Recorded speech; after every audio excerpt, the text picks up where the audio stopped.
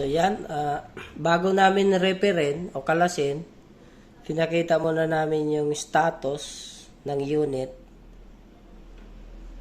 ni Engineer Nestor Cabalo, no? Pangasinan. Ito, Leica TC405. So ang problema niya ay ito, walang reading, okay?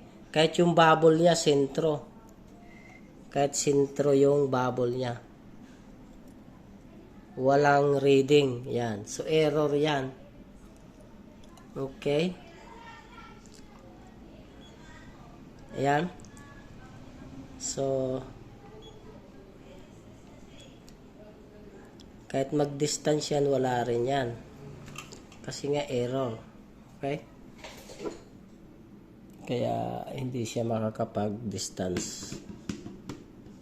Okay, so i-repair na natin to. Bubuksan natin, kakalasin natin. Umpisa natin yung repair.